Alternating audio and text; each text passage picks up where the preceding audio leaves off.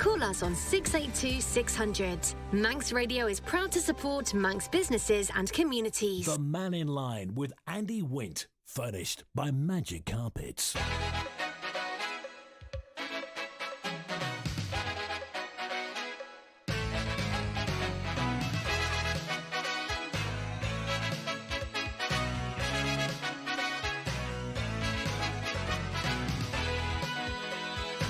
Six minutes past 12 on the Mannin Line. Well, the official word now regarding COVID. Total number of tests, 10,194. Concluded tests, 10,188, which means we have 6 people waiting results of a test, 35 people awaiting a test.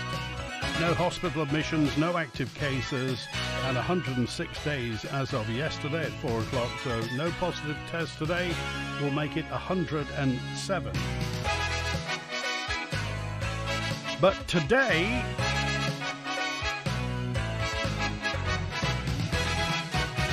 I thought we'd talk about airlines on the Isle of Man and precisely where we go and what particular opportunity has been afforded us with the events of the past 4 or 5 months.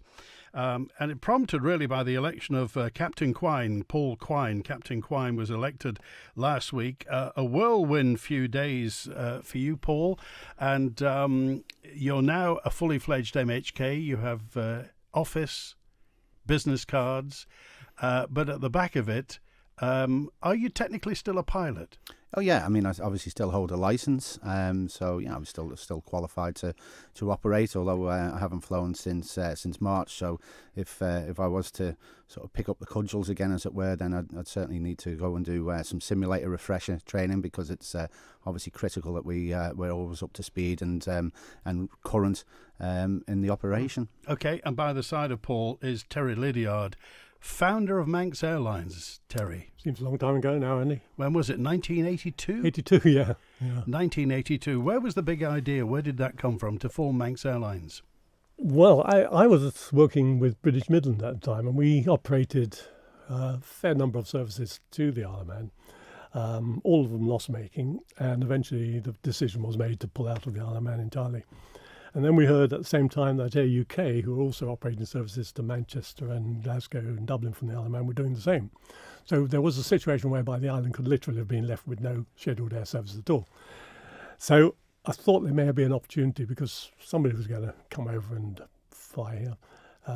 So we decided to start an airline here, based on a fairly low-cost base, modest aircraft, and so we started with 3 aircraft in the midst of a recession, because 1982 was a bad time.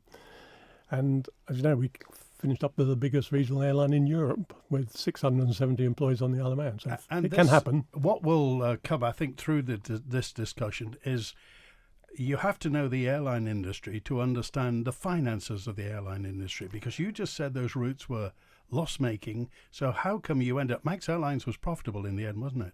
It was profitable every year except one, and that was when we took over Logan Air, which was heavily loss-making at the time. But otherwise, we were profit-making, yeah. Okay, so is there a simple way to make aviation pay? No. It's a very complicated way. We were lucky. I mean, one of the great advantages is to be surrounded by water. So you're not in competition with railways or motorways, which can be a disbenefit, but it does give you a constant market. And it's really a question of getting the right aircraft and the right frequency of flights for the job. There's no point. We could have taken the most profitable way out of just basing one large aircraft on the island and doing one flight a day to Heathrow, one a day to Manchester, and one a day to Liverpool. And I think that would have been extremely profitable, but it would be no good for the island, because frequency is just so important, as you know, to keep business going and to give passengers onward connections. So you saw the need for almost a social benefit to the Isle of Man. Oh, community of this size needs it. It's a vital part of it, and this is where the biggest danger is now, as to how we recover to provide that sort of level of service again. I mean they, because I'm no longer in it, of course.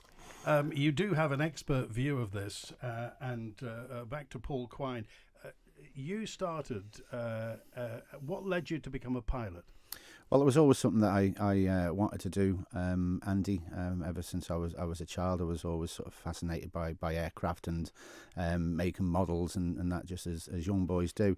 And just going back to what Terry was saying about the airlinks off the island, the sort of earliest recollection I had was flying over to Ireland, to Dublin, to see my family over there. My mother comes from Ireland, and being on board the British Island Airways Dart Herald, which used to operate through here from Blackpool via here and onwards to Dublin. So it was, to say you'd actually been in an aeroplane as a young lad growing up in Annika was quite a thing to sort of, quite a box to tick, really. I was going to stress this. I don't want to pigeonhole anybody, but you weren't born with a silver spoon in your mouth. You're from Annika. You went to Ballacomine Junior, St Ninians. It wasn't in the family, was it? No, my father loved the sea. My father loved boats and anything to do with the sea. So had no real interest in aircraft or aviation in any stretch of the imagination. So yeah, I mean, it was just something that sort of, it was something as a child that sort of inspired. I used to love reading, obviously, books, the sort of wartime exploits, things like the Dam Busters, and everything was still very much sort of in the public consciousness, and reading about people like John Cunningham, who was an extraordinary pilot, John Derry, people like that, really inspired me to want to be in the profession. What was your first step? Where did you learn to fly? I learned to fly down at Ronaldsway. My initial training was for a private pilot's licence, which was completed down at Manx Flyers Aero Club down at Ronaldsway, which is Cafe Bar 26 now. The flying club still exists, but it's more based on the airfield. There was quite a good social life down there. Made some good friends rather, and a redoubtable gentleman called George Goddard, who was the chief flying instructor down there, who really gave me some good sounded grounding in aviation. So from there, I continued with various ratings and learned to did an instructor's rating. So I then became an instructor myself, which kind of then led me into the commercial side. I went to college at Prestwick, a British aerospace flying college up there.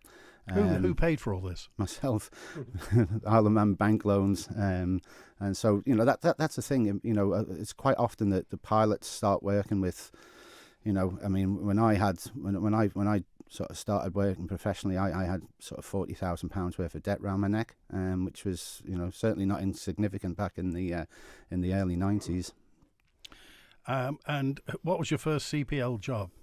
I first started with a company called BAC Express. I was offered the job the day I graduated from Prestwick, so I was very fortunate. And they did ostensibly cargo flying for the Royal Mail from here to Liverpool, and then onwards over the night network. So it was all night flying. Apart from for Manx, we also then were on what's called a wet lease and operated the Dublin schedule for Manx Airlines, and then positions obviously came up at Manx, so I applied and then transferred into flying the ATP with them. Paul, just tell us, what trick is the Isle of Man missing with the opportunity that we have now? I think we need to realise the strategic importance of having good sustained airlinks. I know I've been talking about this for quite a while now, but I think that's become apparent certainly during the COVID-19 pandemic. We see Guernsey and Jersey, for that matter, they've struck up a deal with Blue Islands, who've relocated one of their bases into Jersey. So they're very much taking the issue seriously. They're taking control of the situation, and it's all about strategic planning and then having a carrier that's accountable to you. And we don't have that at the moment. We don't have any accountability under the current Open Skies legislation. We're talking to Captain Paul Quine and Terry Ledyard, the man who founded Manx Airlines. If you have any thoughts about this, and it is quite a complicated subject, there are many strands to it. How do you make an airline profitable? How much does it have to be a business? How much does it have to be a social enterprise for the Isle of Man as well? Is there any sort of industry base that we can have on the Isle of Man? But obviously with COVID, a situation has been presented to us. We own the steam packet. Do you think it's now time for the Isle of Man to own its own airline? Text 166 177, email studio@manxradio.com, and you can call 66 13 68 if it's something you want to talk about. and lots of people getting in touch, some quite complicated questions. So I'll try and get to a couple of those. This is regarding what's called a question, and says, regarding the open skies policy, why don't we do away with open skies and put all the routes out to tender to one company?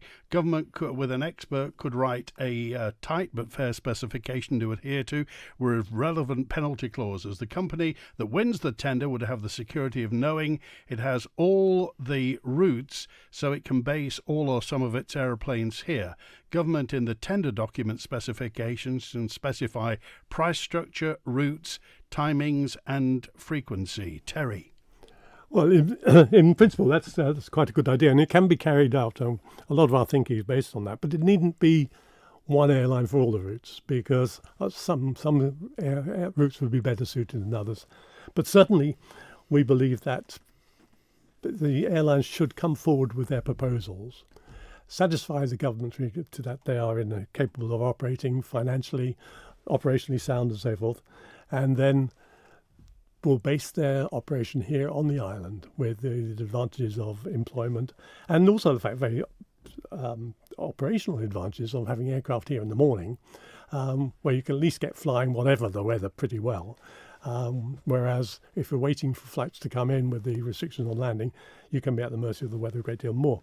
No, but certainly we believe that it can be done. I wouldn't put it quite as much as putting all your eggs in one basket with one airline, but by allowing any airline to apply for any license, and then, although they were presumably they were competent in all that, then the island could then license them. So it gives them it's a big investment starting a route, and it gives them some degree of certainty for a while to get back some of the investment and develop the markets. We used to say 3 years. First year loss, second year hopefully break even, and third year move into profit, if not stop. And that was a rough rule of thumb then, but life isn't as simple as that nowadays. How many routes did Manx Airlines operate? From the island or later on? From the island we did 12 direct flight destinations from here. But then, of course, we spread and started flying out of Cardiff and Southampton and so forth, because we needed to get bigger because the island was limited, which was a bit of a problem, because when the government went to an open skies principle, they forgot that we basically opened the skies to any European airline to come here and fly. They forgot to also negotiate the fact that any Manx airlines could go into Europe. And we finished up by not even being able to operate within UK. How did that come about? They forgot to put it in the negotiations or the principle. They forgot they had a Manx airline. But so in the end, we had to form a separate airline, which we called Manx Airlines Europe, a British airline to be able to fly within Europe itself. I mean, later we changed the name to British Regional because a person flying from Southampton to Berlin would be a bit confused at getting on an aircraft called Manx. So we renamed it British Regional, that part of the operation. But that grew very large. It was carried 2.5 million passengers a year altogether. How many people did Manx Airlines employ? We employed about 1,400 altogether. On the island, we employed 650, 670. We're the largest private employer on the island. And what sort of roles, varying from what to what?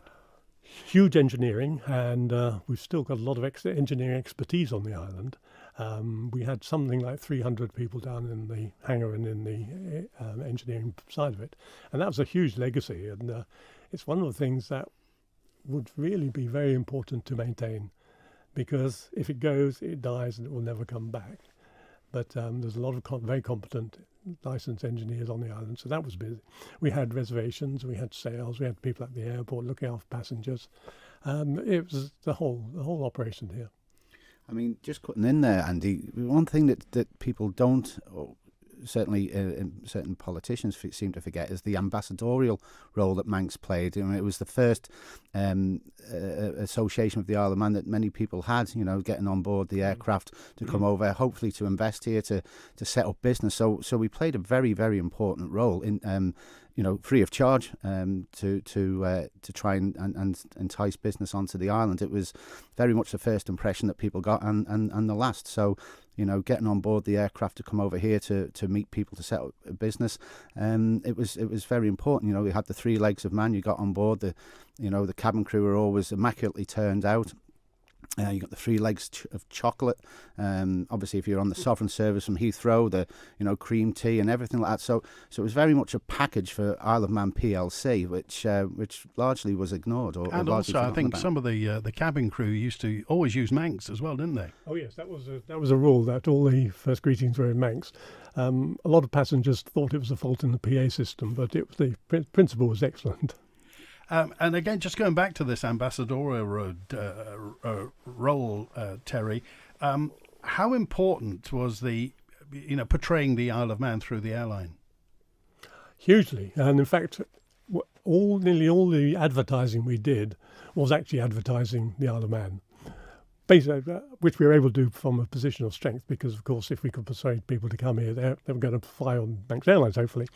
And in those days, we used to take advertising in all the tubes in London and things like that, but it was always based on the island. Interesting. We'll find out more. Terry Lydiard is here, the man who started Manx Airlines, Captain Paul Quine, recently, of course, elected as an MHK, but a Manx Airlines pilot and subsequently for other airlines as well. And if you have any thoughts, we've got lots of text piling up here. We'll come to those in just a few moments' time. You can lease an ATR 72 for $500,000. I mean, it sounds an awful lot, but that is cheap in comparative to what it was a year ago. Yeah, that's the story. We'll hear from Martin Perkins, MHK, and exactly what he would like to happen in just a moment on Manx Radio. There's only one name you need when it comes to scrap.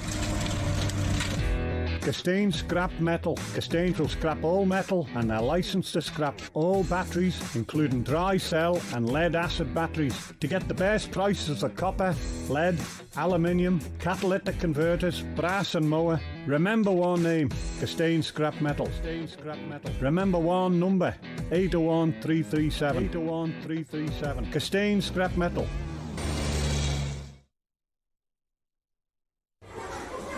Class, settle down!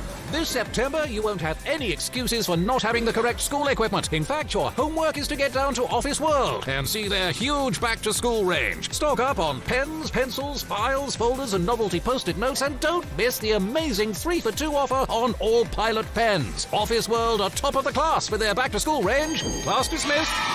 Office World, near the Isle of Man sorting office. Open Monday to Friday, 9 a.m. to 5:30 p.m. with free parking. Nothing beats a lovely country pub. And nothing beats a visit to Glenmona Hotel and Country Pub in Ramsey.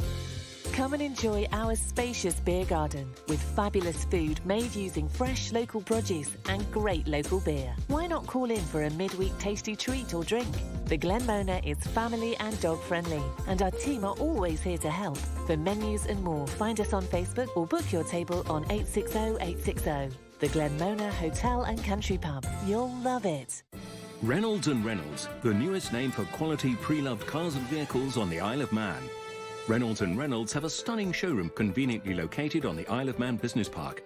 Reynolds & Reynolds stock a fabulous range of affordable vehicles and also supply, service and repair most makes and models. Open 7 days a week. Go on, call in today and see some friendly faces at Reynolds & Reynolds Vehicle Sales or online at reynolds.im. Part exchange and finance available. This infomercial was brought to you by Bespoke Group. When you need a fitting memorial or headstone for a loved one, contact Manx Memorials in Peel. This long-standing family-run Manx company offer a wide range of granite and marble headstones and memorials, along with an island-wide inscription and renovation service.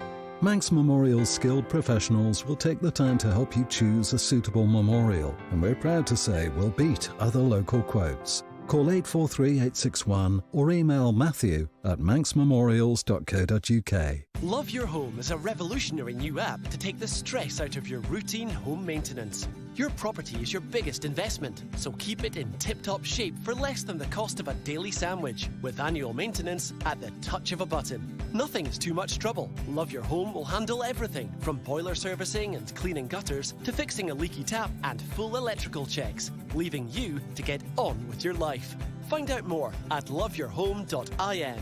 Your home loved by our family. Going back in time on the sounds of the nation, it's the Caroline Flashback. Later in the day, the town would be invaded by about 5,000 mods and rockers. You're listening to Carnaby Street. President Kennedy died at 1 p.m. Central Standard Time. Chris Williams. This is the medium wave service of Manx Radio, the first ever station to be authorised to broadcast in the medium wave band with a local commercial service for the people of the Isle of Man. Saturday mornings, 8:30. Carnaby Street. The Mannin Line with Andy Wint. Furnished by Magic Carpets. We're talking today to Captain Paul Quine, MHK, pilot, of course, with Manx Airlines and other airlines, and the man who started Manx Airlines, Terry Lydiard, is with us. After the Chief Minister confirmed that Guernsey-based operator Aurigny could be in line to take on more routes from Ronaldsway, this is what the Garth MHK Martin Perkins thought. You can lease an ATR 72 for $500,000. I mean, it sounds an awful lot, but that is cheap in comparative to what it was a year ago. There's cheap aircraft, landing slots available.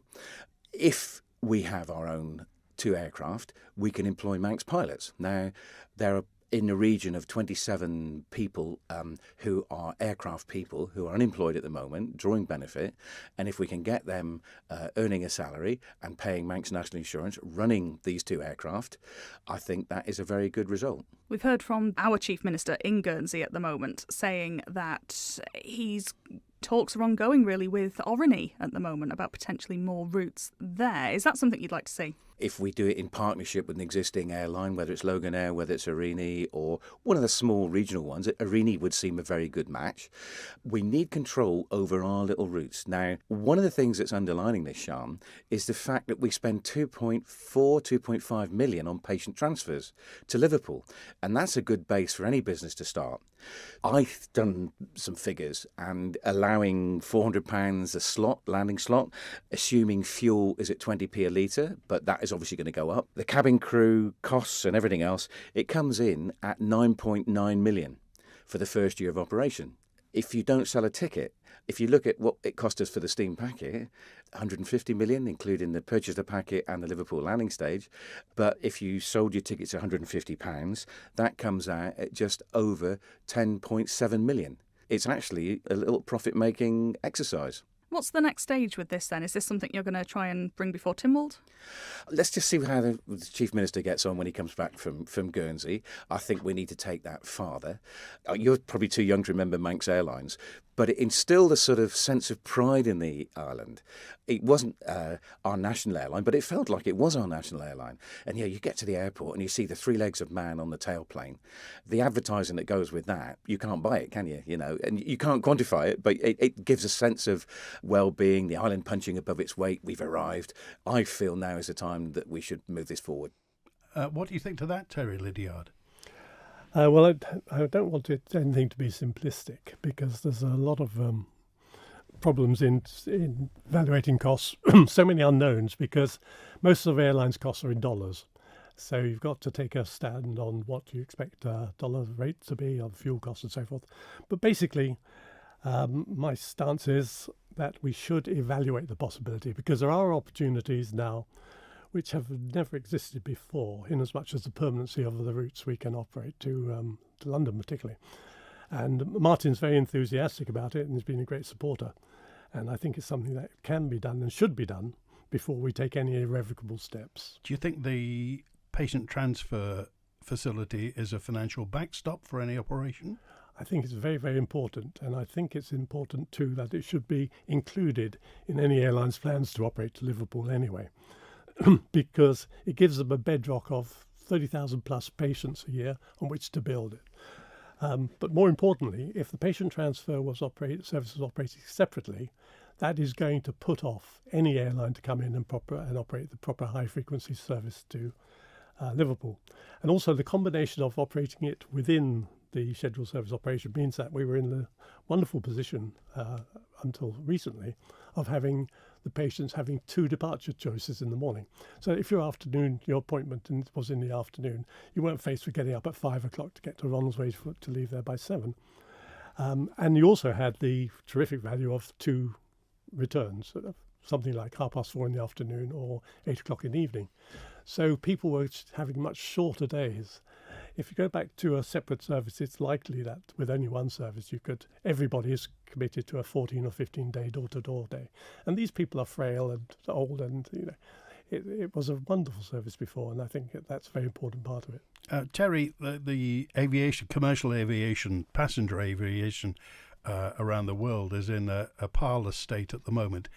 Is this any time to be thinking about putting public money into an aviation project? Well, I think you've got to accept, and I'm sure the government here do, that almost any community will have to put money into maintaining and recovering air services. No airlines are going to fly into almost any destination without some sort of financial support. And certainly the small communities like this, Highlands and Islands, various things, are going to need some sort of investment. So if that's the case, we're faced with the opportunity of either giving that financial support to currently existing airlines who have no involvement or interest in the island itself, apart from making money, obviously, and there's no problem with that. But if we're going to have to do this, let's have a look and say, well, for that money, could we be running our own airline? Not necessarily profitable, but at least cost containable, and with, as people said, some say in what services we're operating and the levels of service and the needs of the island. Some messages in now. Stephen Brighton says hello to both of you and says the open skies only benefits the airlines. They can pick and choose when they operate to maximise their own benefit. One large aircraft operating a route once per day or even just a couple of times per week will mean that it's likely unviable for an operator with smaller aircraft to operate the frequent services that the island needs.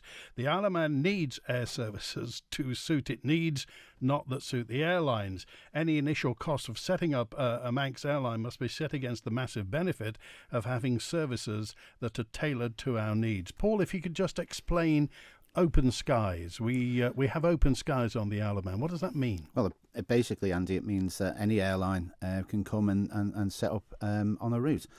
You could have a good sustained operation, and then a predatory operator could come along, slash the prices, which is obviously good in the short term, but it gives no long-term benefit to the island, particularly to the island's economy.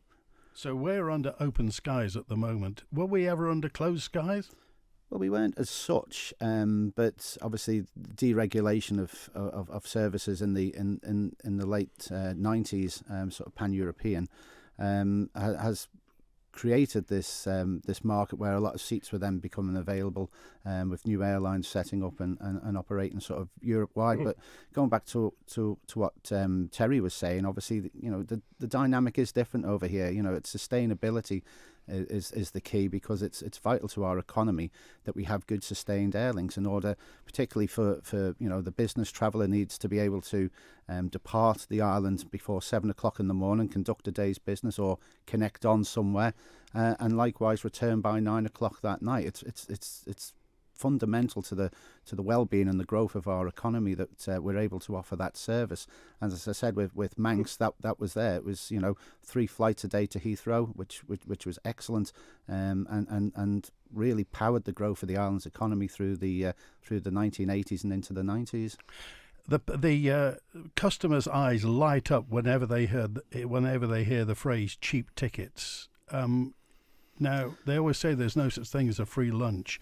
Do cheap tickets work? I think what the passenger wants is transparency, and that's key. And you kind of touch on it there with that. I mean, you're not always getting what you pay for, and so those of us who work in aviation have walked through the terminal building before and seen people having to suffer the indignity of offloading items out of their baggage because the weight of the bag is too heavy on the scale, or the presented with a bill for £55 for overweight baggage, and not even when they've actually got through check-in and they get to the departure gate, the bag's resized in the size, and it's either got to go in the hold, or and you pay an additional fee for that. So that's transparency, I think, would be far more welcome by the passengers.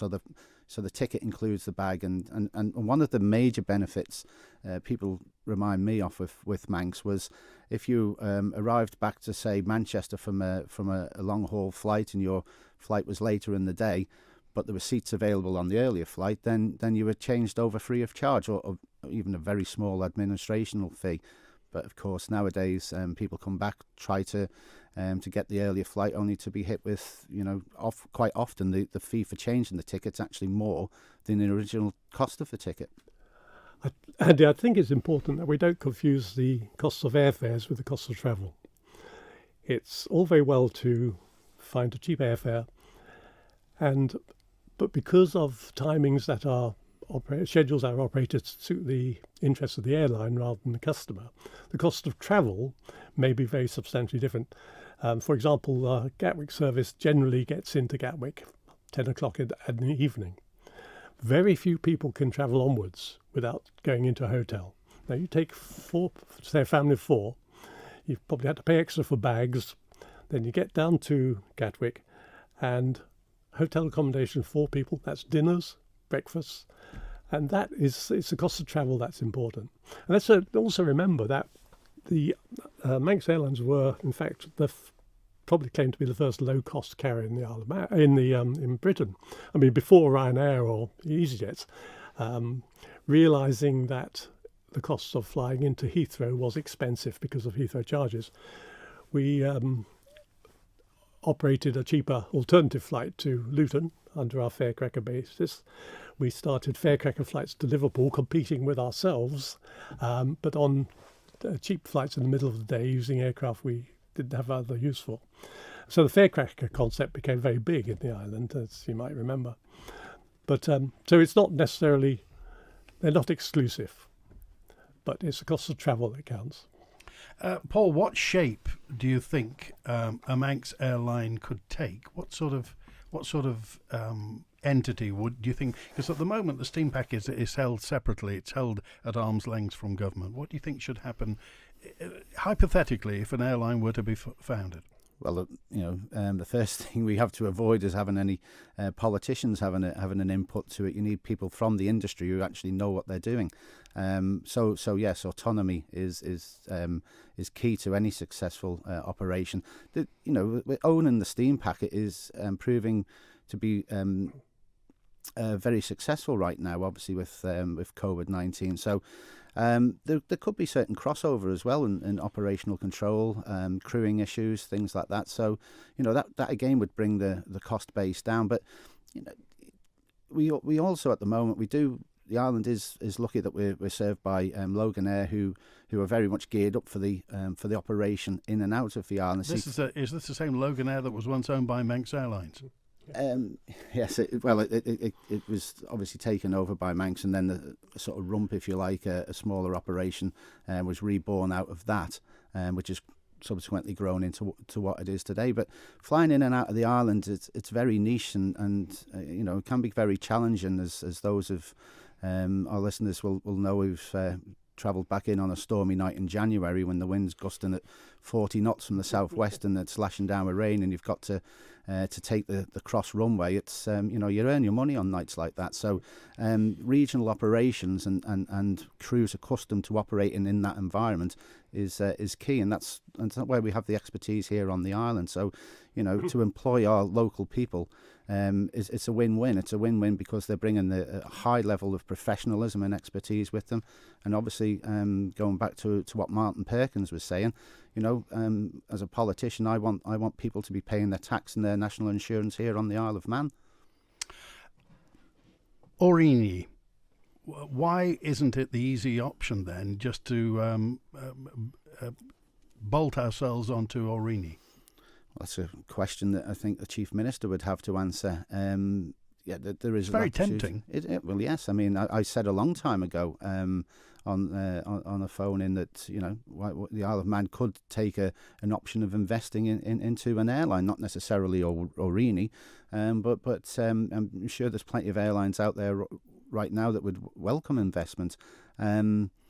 So yeah, it's going back to what I said earlier. It's about securing the strategy for the island and the strategic importance being recognised of being able to have accountability and sustainability with our airlines. There is a technicality on this as well. We keep talking about investment or ownership. And the great benefit of having our own airline is that we can apply for slots at the major airports, particularly Gatwick at this time. But an investment would have to be a majority investment because only airlines can apply for slots. And at the moment, unbelievably, there are slots available at Gatwick where there haven't been for the last 2 decades. Okay, industry jargon here. Explain slots. Slots, Terry. that's the at congested airports, busy airports, you have to be granted a slot to land at a particular time and depart at a particular time, so you can fit in with air traffic, passenger flow through the terminals, all these things. And they've been, when they're in short supply, they're granted free of charge to airlines while they're available. But as demand outstrips supply, then there's trading between airlines. So in fact, if you're owning slots at a particularly busy airport, that's an investment, and that's a saleable asset you have. So, but we've got a chance here, first time that I can remember, when we could actually pick up slots free of charge, and they would be retained by the airline. So in effect, the Isle of Man would then have its own slots if the airline was government owned to some extent. So in investment terms, we can buy penny shares that may mature in the future and become tradable. Not even buy them. You be given them. As long as they're available, you can apply for them at no charge. Terry Lydiard is with us, the man who founded Manx Airlines. Captain Paul Quine, new MHK. Should the Isle of Man have its own airline? Your thoughts? Text 166 177, email studio@manxradio.com, or call 66 13 68. Imagine the 3 legs of man flying from Ronaldsway.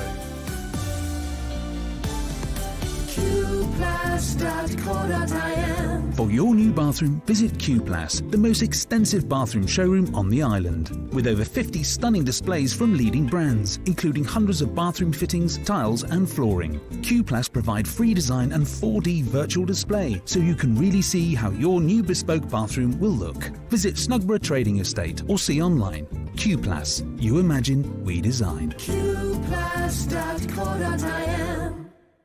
Hello there, yes, it's Bernie Quayle here. No, I'm not coming back to Manx Radio because I'm too busy getting spoiled up here in Ramsey at Craven Court Residential Home. And I understand you could get spoiled too, as I've heard there are a few places still available. Join me in getting spoiled with fabulous food, beautiful rooms, super friendly staff and excellent care. Just call 610 121 to arrange a visit. When appliances stop working, you need them repaired as soon as possible. But by who? Centigrade are the foremost domestic appliance repairer on the island and the official service partner to world-leading brands, including Hotpoint, Samsung and AEG. From washing machines to ovens, they've been repairing for over 40 years. We will always serve the community, following guidelines with minimal inconvenience to you. Call 676767 or visit 676767.im. They got your whole house in their hands. When you need scaffolding, DPM. On time and on budget, DPM. We'll beat any quote. DPM. We do it all at DPM. DPM promise to beat any like-for-like scaffolding quote by 10%. So when you need scaffolding, call the friendly, experienced DPM scaffolding team on 612000. T's and C's apply. We do it all at DPM. With people carrying less spare change in their pockets, it's becoming harder for them to make spontaneous donations to charity. So we wanted to make it easier for you to support your hospice. Introducing Tap to Donate. By tapping your contactless payment device on one of our terminals in a shop, you can help us to help you. Because every penny donated really does make a life-changing difference. To find out more, go to hospice.org.im/tap to donate. Does your accountant support your business? At Nicola Bowker & Co., we help over 200 businesses to thrive. See how we can help your business. Contact Nicola Bowker & Co. today on 861271 for a free meeting.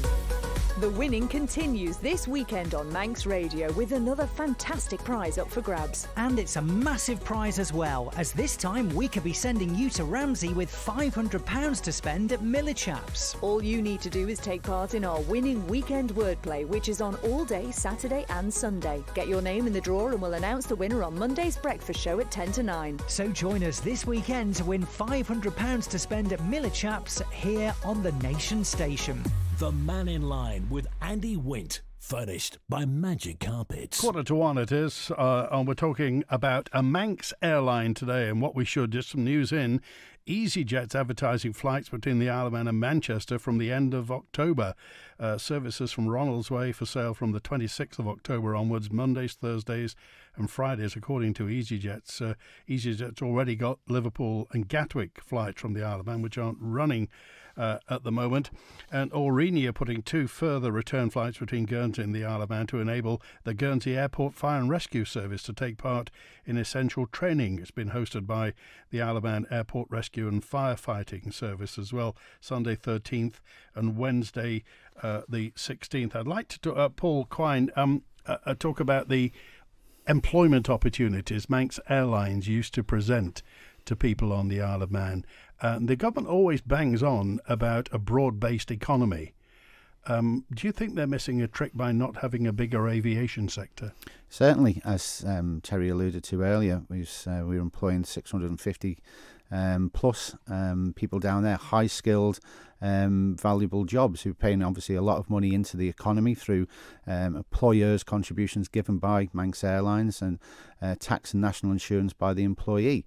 And it leads us into another topic of good skilled jobs on offer for our younger people, be those in engineering apprenticeships or maybe even cadet pilot programs, and with cabin crew a high level of customer service training which stands them in good stead should they take their talents into the hospitality industry. Very transferable skills as well. Being a pilot could take you anywhere in the world. Oh yeah, I mean obviously it's a worldwide opportunity if you are. I know people who work. So a lot of people went out to the Gulf to work and overseas. So that that's a worldwide opportunity.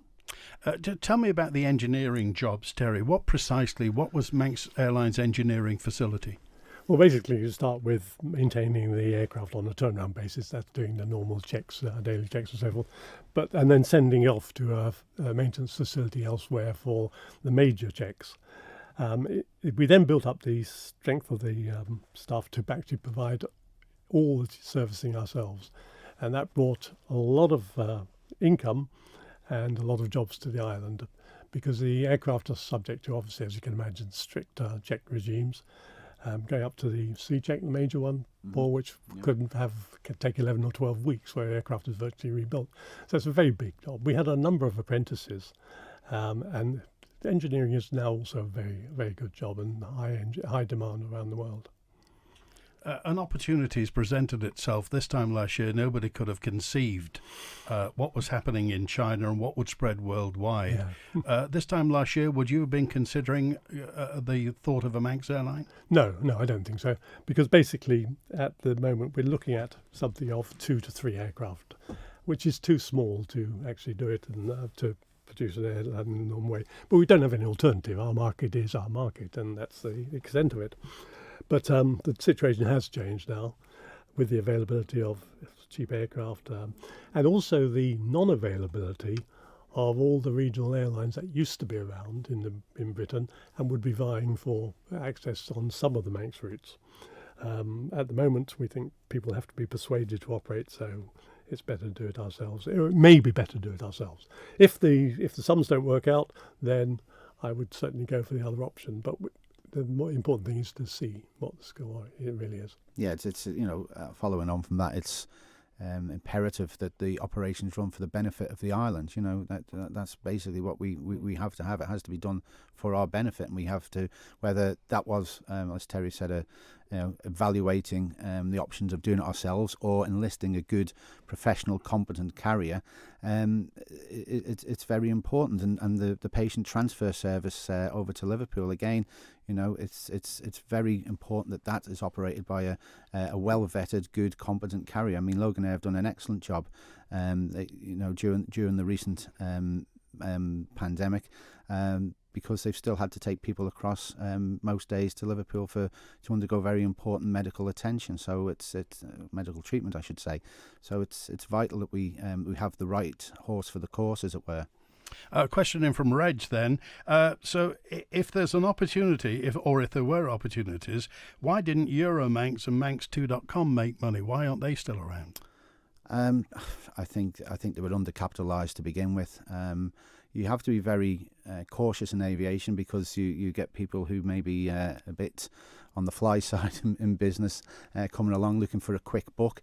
So it's important that the business is properly capitalised from the start, with adequately trained crew. And the logistical and the operational support that goes with that. I don't think either of those airlines, if you can call Manx2 an airline, because it was basically a virtual airline, wasn't it? Neither of those, I feel, had the correct capitalisation to sustain them.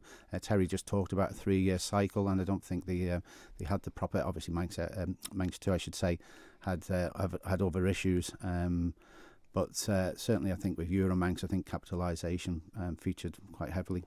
Also, the people behind Euromanx had a checkered history in aviation, so it's some surprise that the government lent them money. You wonder how much research went into the background. But also, you've got to be realistic with your expectations. They actually started a Ronaldsway-Paris service for a time. Well, I mean, that's cloud cuckoo land. With Manx2, which became Citywing, of course, they are a direct casualty of open skies, because their major routes were really damaged beyond relief. Between their service to Gloucester, Cheltenham on the A5 took a lot of people to Bristol and Cardiff and southwest.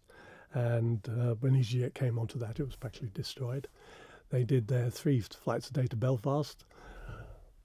EasyJet came on with 2 flights a week, but that was enough to take the cream off and they were an unfortunate victim of open skies. And do you think that was obviously the EasyJet accountants would have looked at that? Yeah, but that was such a small operation, it wouldn't have. They would realise that we were carrying 30 or 40,000 people a year between the Isle of Man and Belfast in small aircraft at small times, but it's an appreciable number. A question in from Gillian. This is for Mr. Lydiard. What were the most profitable routes for Manx Airlines? It was difficult. I mean, the whole operation was profitable, but not desperately so. It was only over later when we got into Europe as well. The most profitable route, undoubtedly, was Heathrow. And I think it's no secret to say that supported a lot of the other routes, which we operated more for social reasons. So as a bundle, it worked. Individually, it would be hard to see any of them profitable apart from Heathrow at the time. And the Liverpool route, how profitable was that? Well, that became very profitable in the end. When we took over, when we started Manx Airlines, the passengers between Liverpool and the Isle of Man totaled 25,000 a year.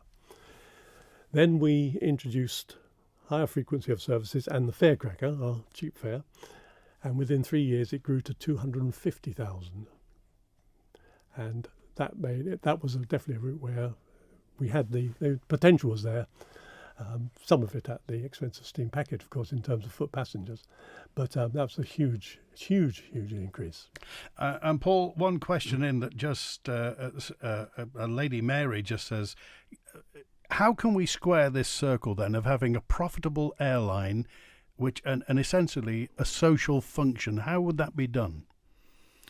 Well, obviously, as Martin Perkins said in his earlier interview, it's a good time to set these things up because aircraft are relatively plentiful and relatively cheap to acquire. So it's a good time to, if that was the route that we went down, to get aircraft from leases and tie them down to a good cost for the leasing. Obviously, crewing issues as such are always going to be a fixed cost.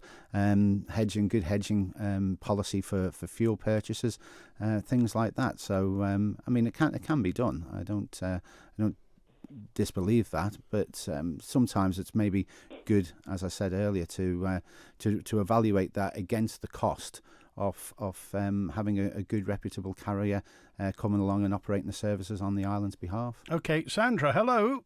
Hi, yeah. It's just my husband used to work for Manx Airlines, Pete Lawrence. Terry would know him actually, and he was so proud to work for Manx Airlines, as the other engineers were too. And he obviously when Manx Airlines went and the other companies took it, he went all the way through them till he was made redundant with West Air 2 years ago. And he actually is dying to get back. He said, if they start up again, I'm there. I want to go and help them out. He really feels, Do you think the time's right, Sandra, for the Isle of Man to get its own airline?